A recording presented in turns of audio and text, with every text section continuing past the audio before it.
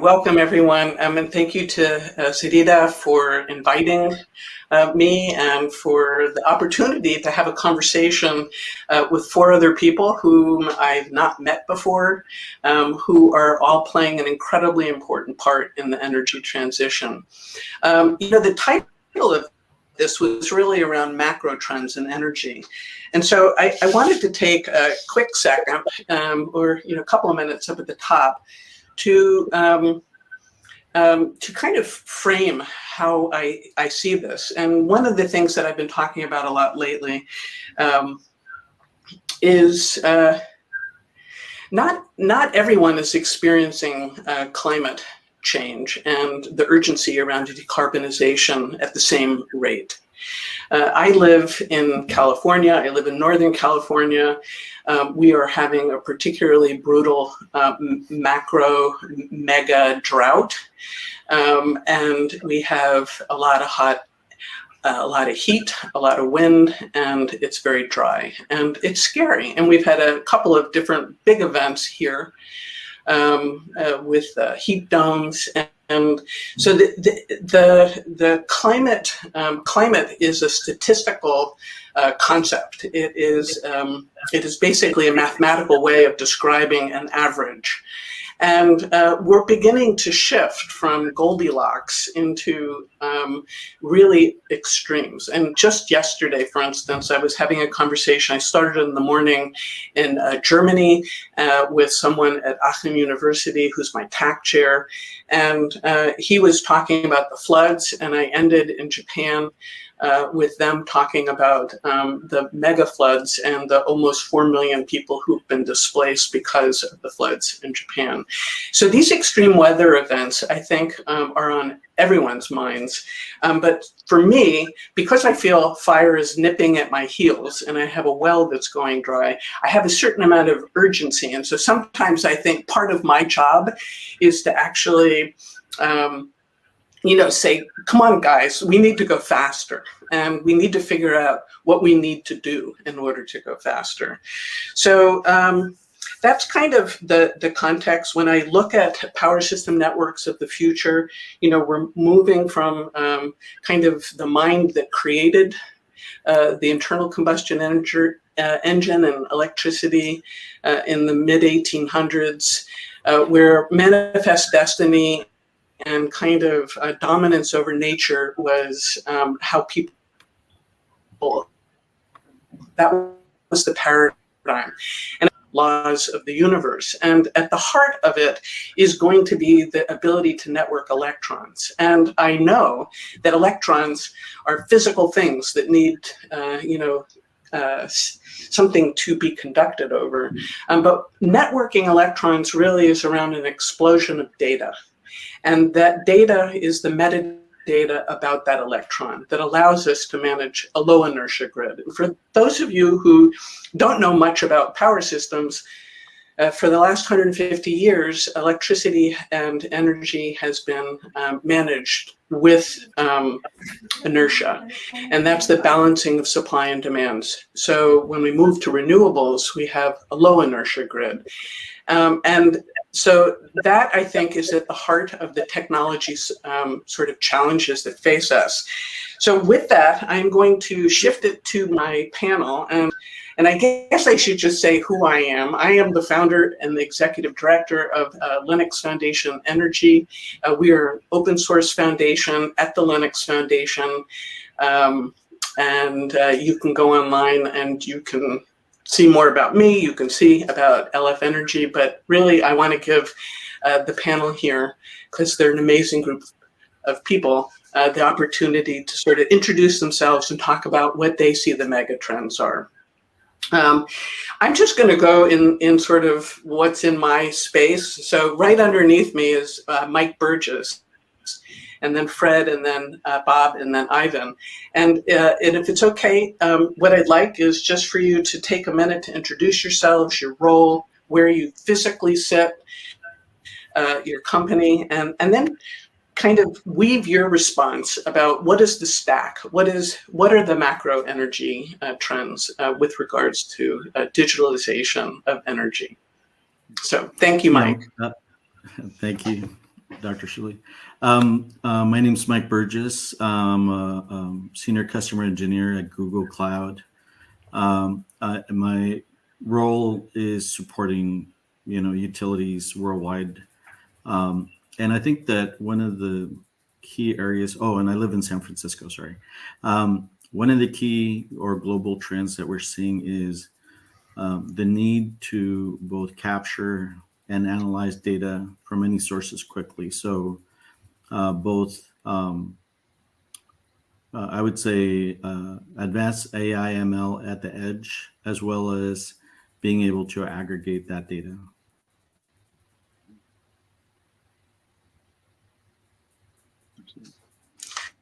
Great. So, Fred, you want to go?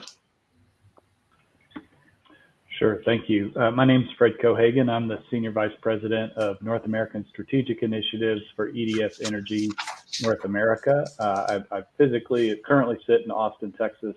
Our offices are based out of Houston, Texas. And the trends so I represent two of our US-based operating companies for EDF Group out of France. The macro trends that we think about are the global trends that we are addressing with all of our affiliate companies. And we think about it really in three buckets, and that's, and Dr. Goodman's already mentioned several of them, but decarbonization, decentralization, and digitization. And I know that those are very broad, but that's how we try and bucket everything. And then I typically try and think about it in terms of an additional layer of where those trends are happening. Are they happening in the wholesale arena, the bulk power system, or at the meter or behind the meter? And I think in terms of the rate of change that we can target depends upon which of those sort of physical areas of the grid or the system we're talking about.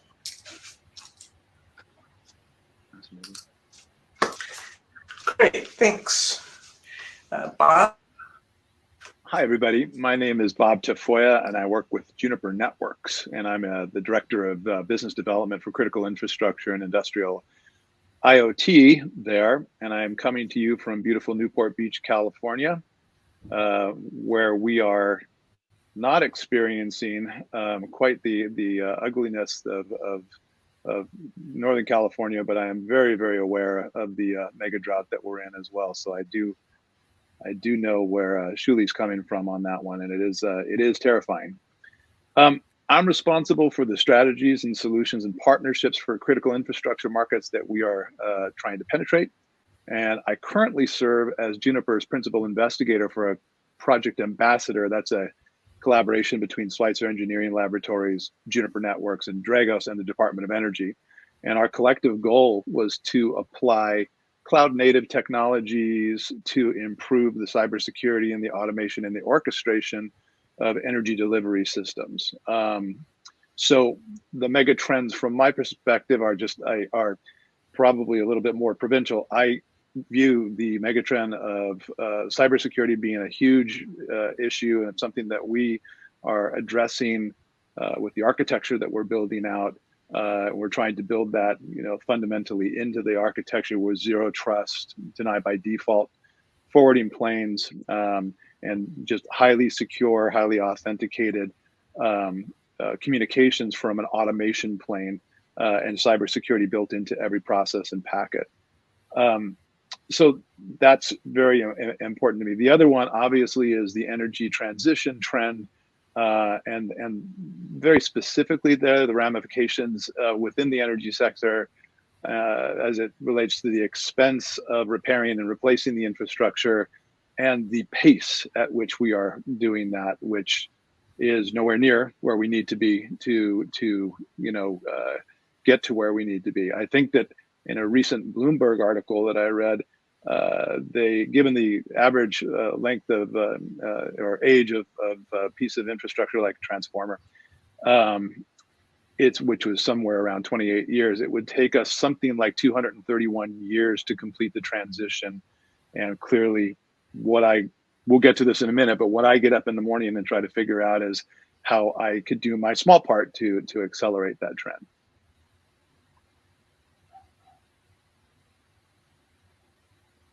great. Thanks. And I am. Well, hi, everybody. My name is Ivan Arkipoff. I'm the CTO of PV Hardware. It's one of the largest solar tracker manufacturer and supplier. I'm currently based in Madrid, in Spain. And we have our manufacturing site in Valencia. We work globally and for solar power plants all over the world. With regards to energy trends, well, I also believe that decentralization is one of the key factors. Most of the time, solar plants are located in the middle of nowhere. So connectivity is one issue. You do not always have a stable internet connection, and on the other end, you need to exchange a lot of data because we need to integrate the PV plants with the rest of the electrical system. So we need the weather forecast on one end. We need the data from the site. We need to communicate with the grid. Now that the renewable energy is getting bigger and bigger, the integration with the rest of the electrical system is a must, and so that requires a lot of integration and data being exchanged, which is currently different from one country to the other. So that's one of the challenges. And now that the systems are being connected to the cloud, so we need to have them resilient, safe, but also we need to maintain this and to manage that solution, because PV plant electrical systems, they are built for a long time, 20, 40 years, and you need to think about solutions where you can manage this in the long run.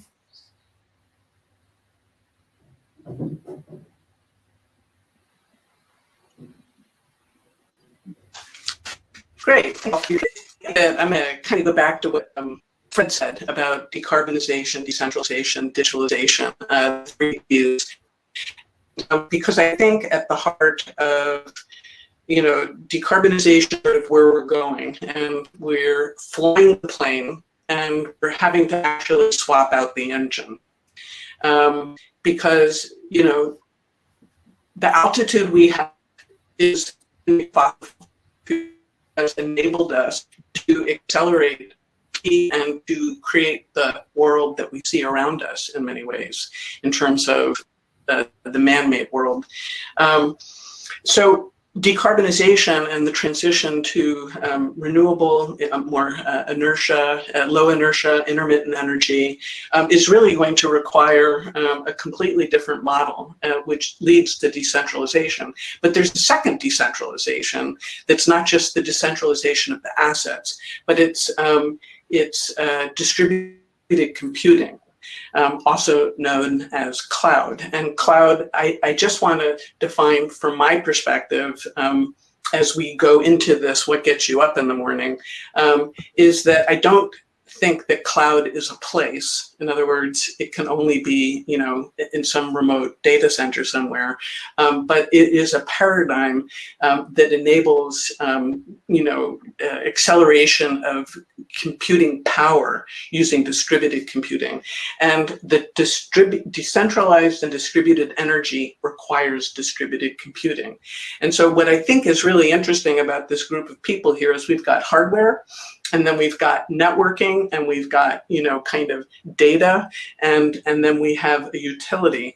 And so, what I'd like to do is, Fred, I would really like to give you sort of the space to start with talking about what gets you going, because, really, all of us need to be following the utilities. We need to be following the people who are responsible for maintaining our critical infrastructure.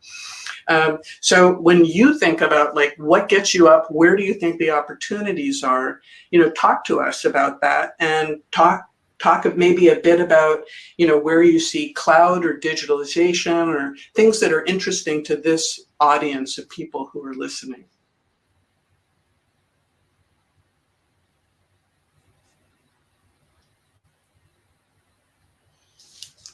You're muted. Thank you. Yeah, So start again. Thank you. Going back to my original framework of decarbonization, decentralization, and digitization overlaid with the three physical layers of the bulk power system, at the meter, and behind the meter. Like I said, each of those I think is going to have a much different rate of change for reasons that we've already described in terms of the capital cycles and the life cycles of those assets, and also the regulatory layers that are applied to each of those. So what gets me excited every day is where we can have the fastest impact, and that to me is at the customer premises, and that's where I think the rate of innovation can be the fastest. And if the customers can better manage their energy usage before it ever flows across the meter and enters some of those regulatory paradigms and those longer life cycle paradigms, then I think we'll see, it's marginal change, but it is rapid change. And through, say FERC Order 2222, when you have the ability at the ISO level to start aggregating these more flexible customers,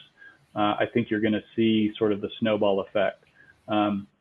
When you enter the at the meter layer, physical layer, or the wholesale bulk power system layers, it's just more challenging. It's easier for us as operators, I think, but you have because there's fewer moving parts, fewer different configurations and architectures, but that's an area of slower change. So what excites me is the complicated challenge for us, which is how do we serve the customers and enable them behind the meter to really bring some of these innovative solutions to them, because technology is always going to outpace the regulatory framework. So if we really want to see change keeping pace with technology, we have to find the areas where the regulatory burdens are sort of lower or more flexible.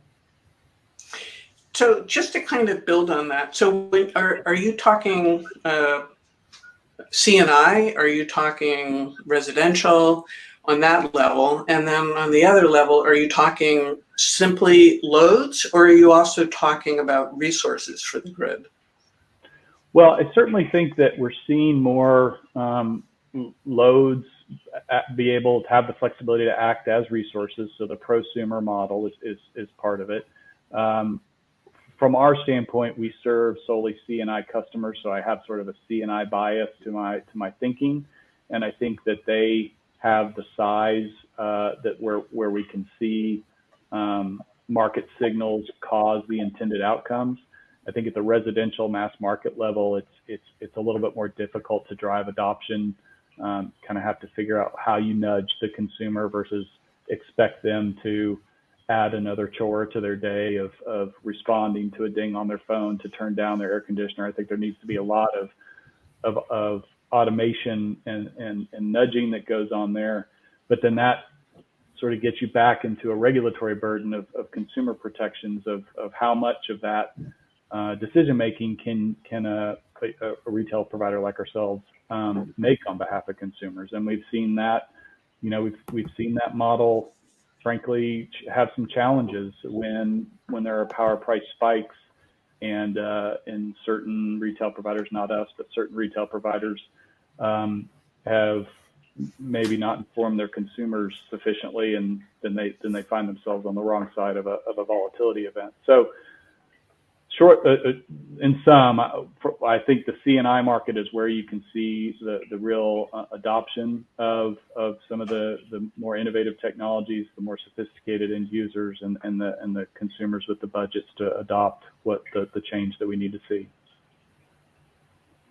That's great. I also agree that C&I is the space to watch, because I think that the economics is better. But I want to ask you a question, and some of it is just really my own interest. I'm not a power system engineer, but my PhD is in innovation and how the future emerges. And so I always think about the signals that the strong signals, weak signals in the future. And so you've referenced kind of innovations, but is there one particular or something that like really jumps out that you think is a really strong signal directionally of what we need to be paying attention to?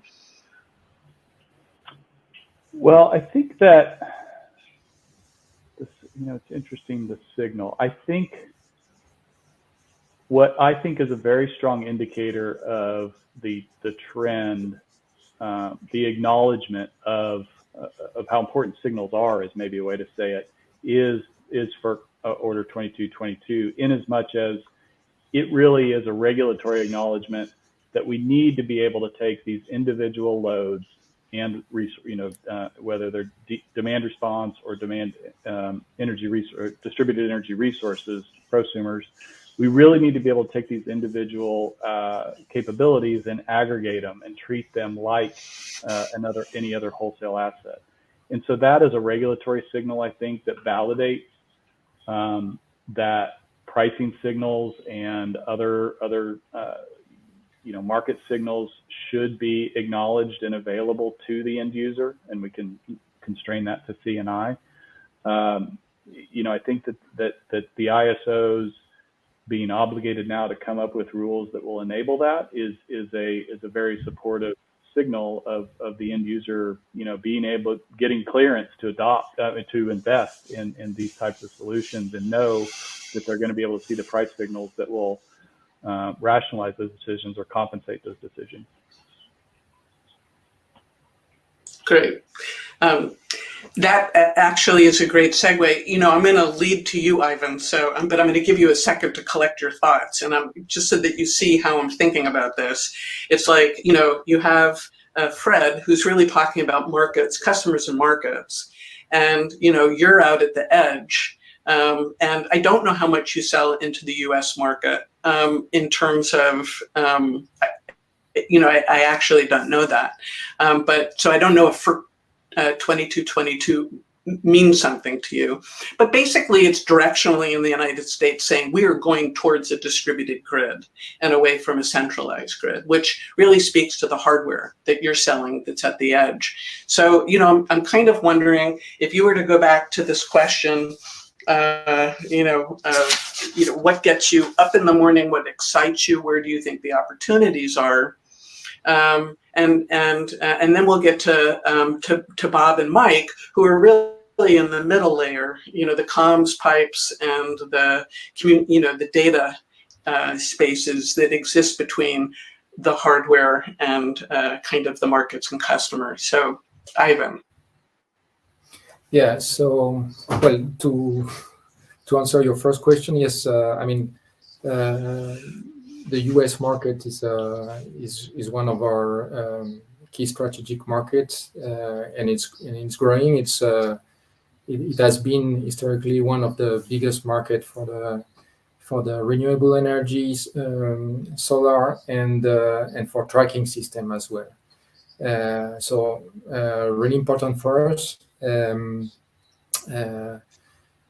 What keeps me interested in the evening and in the morning, well, actually, it's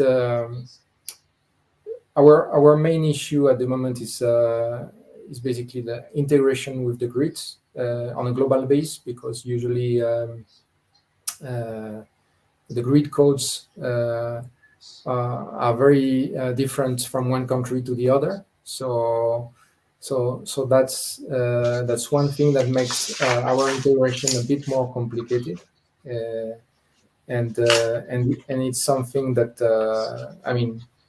most probably in the coming years will be solved. I guess most of the markets will tend to converge into one standard, one solution. But at the moment, it's one of the difficult parts, the integration. But then, of course, the most the most difficult part is to to adapt to the changing technology in terms of solar panels. So our solution and make it every time more efficient and more cost effective. I mean, in order for the renewable energy to grow, we need to make it as cost effective as possible. So we're always thinking of new ways to optimize, and this is where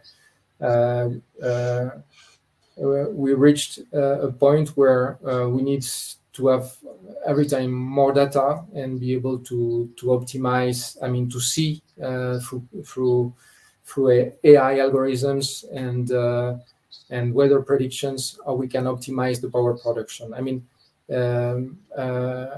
operating a PV plant at optimal performance is not always easy, and you also have to be very reactive to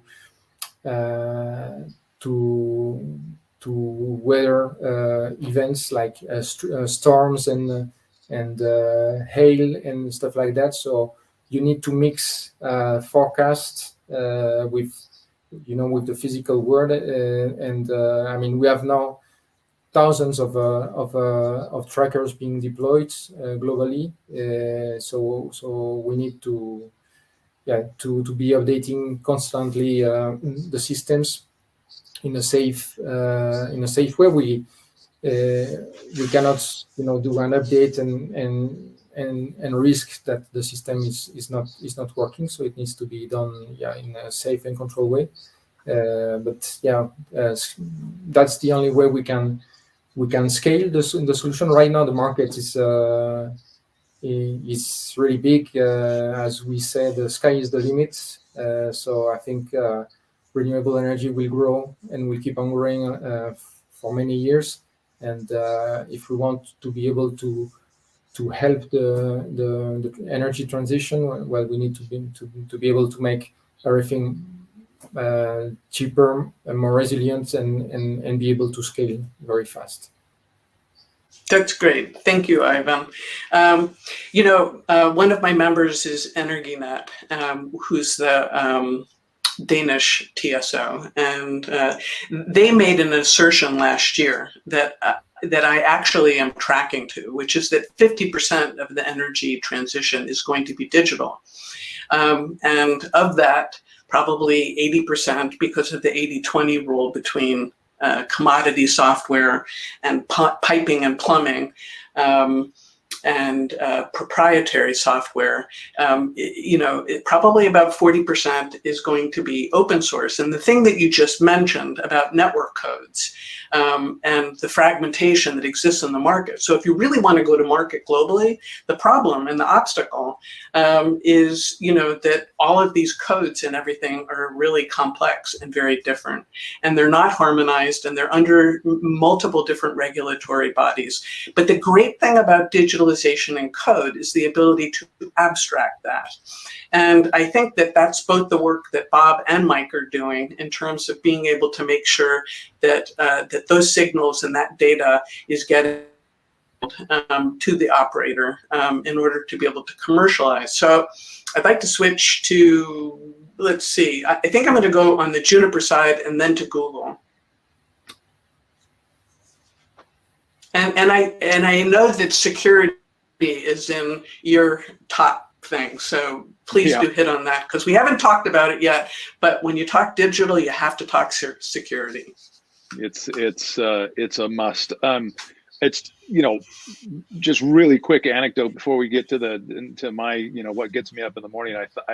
Shuli and I were able to talk yesterday, and I was just coming back from a walk and was listening to a podcast, and Jigar Shah was on the podcast. He owns the Department of Energy loan office now, and I thought it was fascinating that he brought up FERC 2222, and they said, what are you not hearing from the market right now? What information or ideas are not getting to your desk right now? And he said virtual power plants. The first one is that and he couldn't understand what was the barrier there. So to Fred, just to your earlier point there, it's just there's all sorts of very interesting applications yet to be discovered and commercialized here. Okay, so I'm from Juniper. It's a pure play networking and security shop. So I'm all about getting electrons from point A to point B. Luckily, through some very good management over the last few years, we've been able to increase the amount of intelligence of our offerings as it relates to automation, and through the use of controllers and access to AI engines and machine learning engines. So when you have that tool set to work with, it was a real pleasure to get into this Department of Energy R&D project with our friends from SEL and Dragos.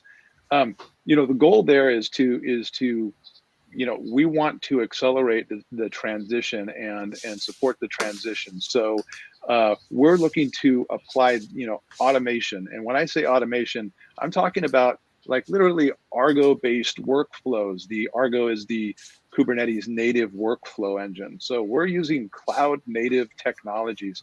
And I always have to preface that by saying I'm not using cloud services, because I know that gets, especially the OT side of the utility world, gets very put off by the concept of cloud services.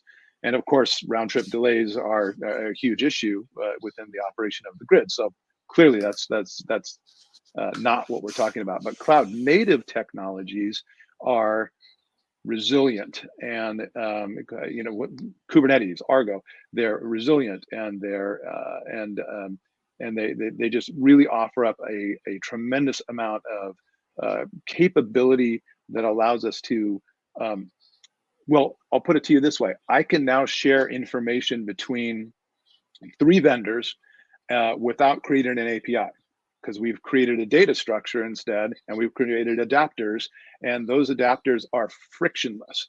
So, assuming that we have the appropriate cyber controls in place, and of course we do, we can now produce telemetry, streaming telemetry from devices whose conversations, and we know exactly what devices are on the line, we know exactly what conversations they can have, and we can actually do something if any of that changes. So once we have a fingerprinted environment, and it needs to, and somebody kicks down the door of a substation and plugs in and starts pushing a gigabit of data on a line that was up until then only pushing 15 meg per day, we now know how that is a security problem.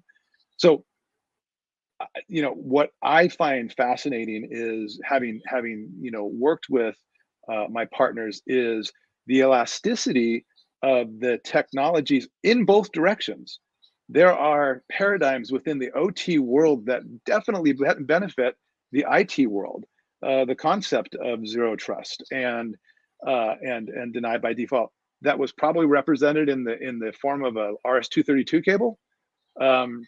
Is that, if we can create the virtual equivalent of that, has application for high security environments in the IT world. And I love it that we are finally getting to the point where the OT world is accepting compute at the edge, and seeing the benefit from a resilient standpoint that it really brings. So I'm enthusiastic, and I see the work that we're doing as an accelerator, or as an accelerant to the environment. And I think in terms of what do we do next now, because stretching our footprint beyond the wired infrastructure into the field area network, using open radio access network technology, and getting to primary and secondary assets within the grid itself, and instrumenting them with telemetry providing or sensors that give us the new telemetry and new information that we could put at the deliver to our AI engines, is it's really exciting, as you can tell. So that's what gets me all That's great. bothered and gets me up in the morning. That's great. I love it, and I can absolutely assure you that I know that the utilities in my ecosystem are just now beginning to get to the place where they're actually looking at real-time streaming telemetry and how are they going to get it into microservices SCADA systems that are to be built, that are in the process of being built. So this is very exciting. Now I'm going to pass to Mike, and so please talk to us about what gets you up in the morning, what excites you. Yeah, so after spending 20 years working at utilities like Southern California Edison and NextEra, I think some of the things that Google's bringing out, I think related to what Fred and Bob have brought out, as a large CNI organization, Google has really looked at renewables and how to optimize those systems. And that requires everything that Bob just mentioned, right? Being able to get the information, being able to push some of the analytics to the edge. So for example, Google has developed what's called a TensorFlow processing unit, or a TPU, that we're hoping can get included in meters and in a lot of the devices that will do monitoring. So I think the scale of monitoring that is now available to utilities at a very reasonable prices just grown exponentially. So now I think they're more bi-directional AI ML. That's another area where we're focusing a lot because these systems are so complex. They have so many pieces.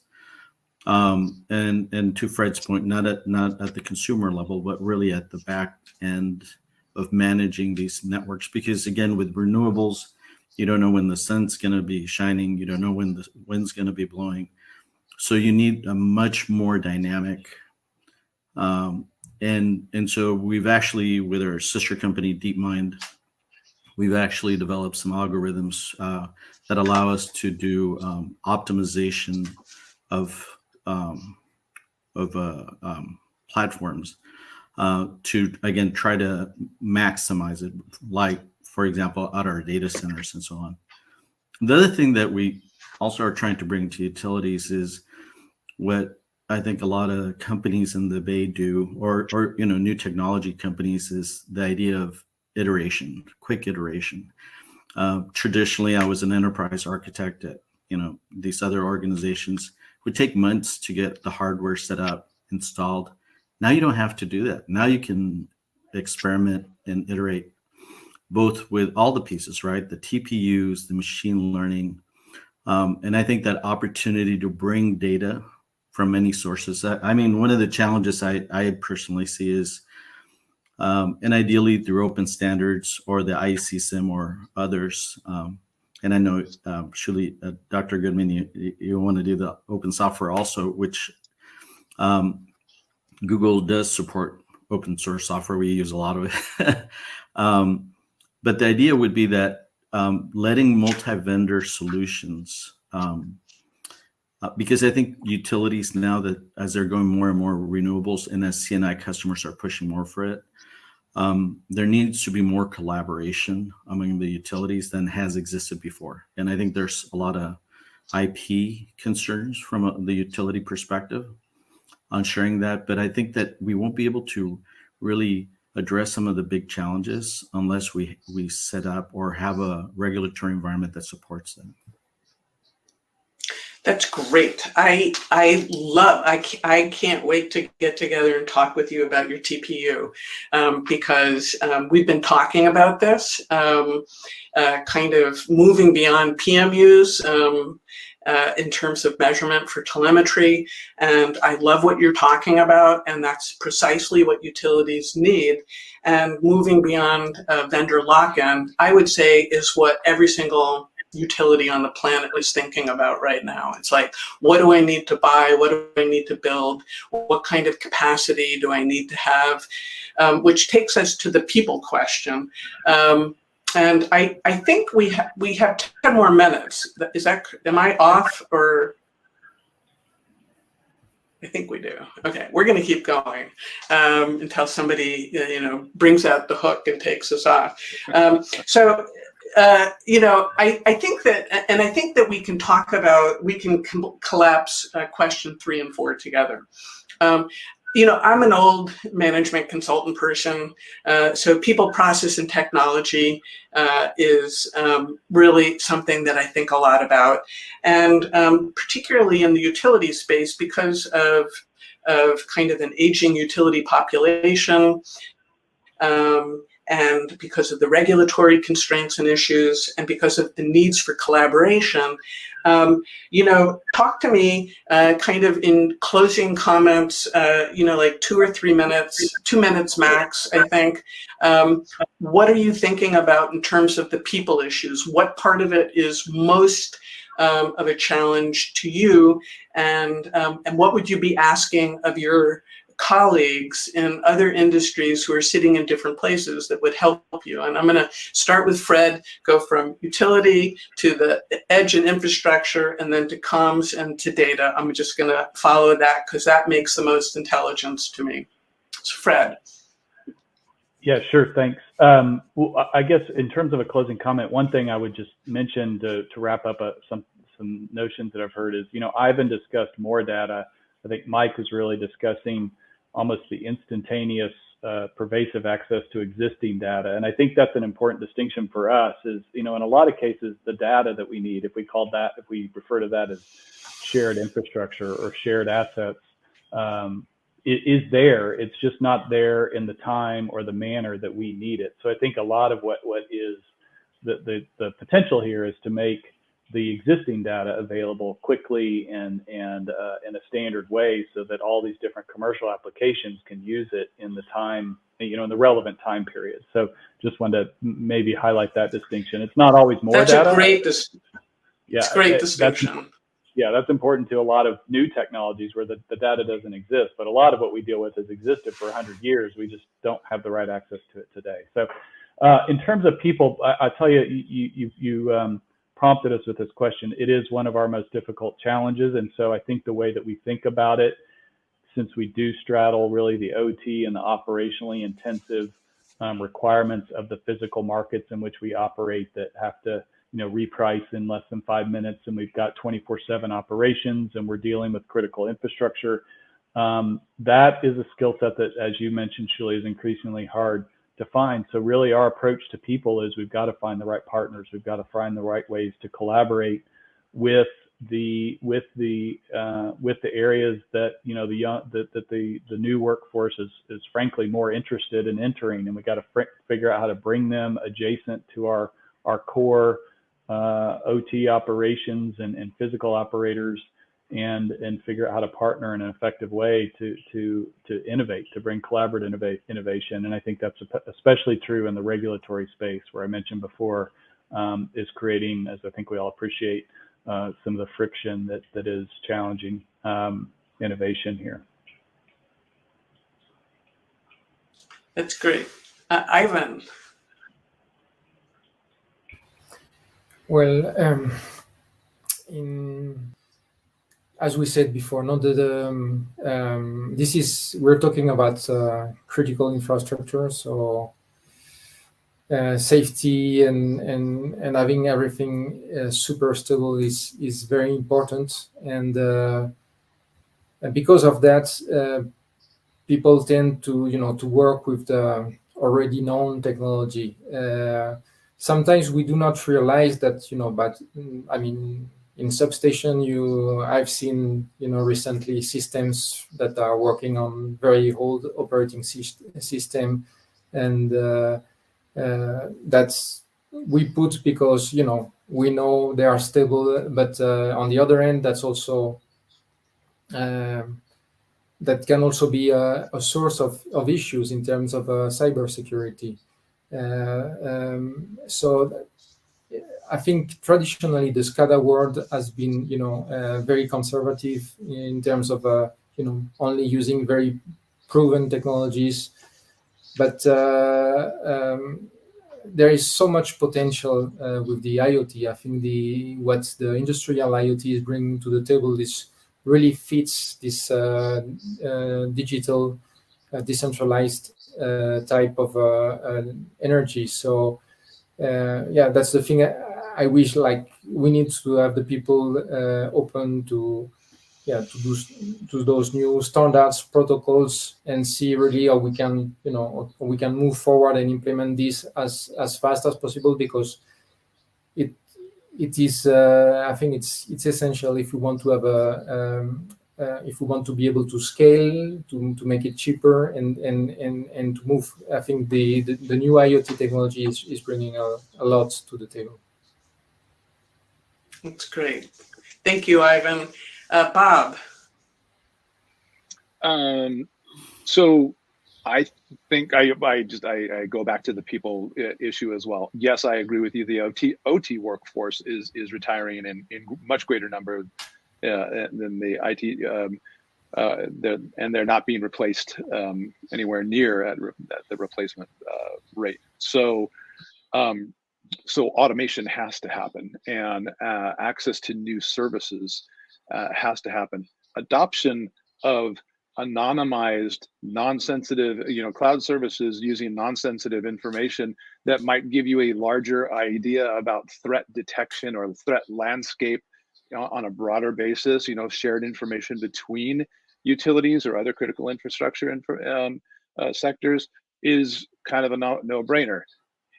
I happen to have a lot of experience with what Fred was talking about, where we have these silos of information, and I personally experienced a 6-month delay in getting some meteorological data that was available that I could have literally picked up and moved over in 5 minutes, and it took 6 months to get that plumbed through the bureaucracy. To have it emailed would have been quite a bit easier. So yeah, we have a people problem, but I will say this. I think that having been a bit of a technology backwater for a very long time, the interesting thing in critical infrastructure is that it's probably one of the hotter places with more innovation taking place than a number of other what would be more traditional places for new developers to land. So I think that if we can get our pipeline problem figured out, the talent is there, and we are implementing new technologies, cloud native technologies, to solve issues that are literally life changing and have critical infrastructure in mind. So I remain enthusiastic about this. So I'm going to ask both you and Mike the same follow-up question, which is about regulatory questions, because in a cloud, there's never been a really successful rate case around cloud. And so you guys are sort of new to this space. And I'm kind of wondering, what do you think the regulatory questions are that you have from where you're sitting that would actually, kind of release the dam and enable innovation at the speed of technology? Mike go and if you want to pass, okay. Yeah. So what I would say is, what we're finding is that different utilities use different accounting systems to either do a CapEx or OpEx on that. So I think that having a more consistent regulatory environment would be helpful. But I would say the other thing is, I find that utilities that are focused on being able to pivot quickly or come to a solution quickly are more open to trying the cloud than companies that are too focused on the CapEx.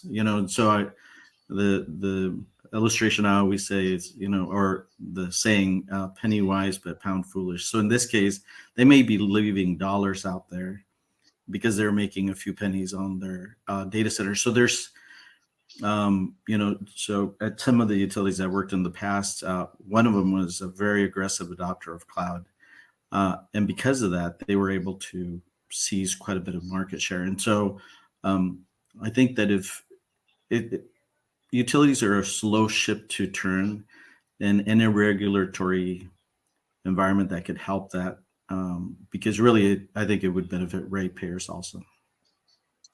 I totally agree. It's just nice to have a couple of executive orders that are starting to build a little bit of more momentum. towards new technologies and new ways of doing business and opening up the opportunities. So specific regulations not in my wheelhouse, but I can tell you that that having a forward-looking progressive administration is a help. Great. Well, I think we have gotten to the top of the hour, and I wanted to thank you very, very much. It's been a great conversation. I think you guys can, anybody who's listening or who sees this online, please go to LinkedIn, connect with people. Everybody here is on LinkedIn. Feel free to reach out, ask questions. Thank you to ZEDEDA again. ZEDEDA is really kicking it with this 2-day workshop, and stay safe, everybody. And keep your Energizer Bunny backpacks on, because we have a long journey, and this is an unbelievable historic transformation that's going to take place in the next 10, 15, 20 years. And so it is great to be doing it with you all. Thank you.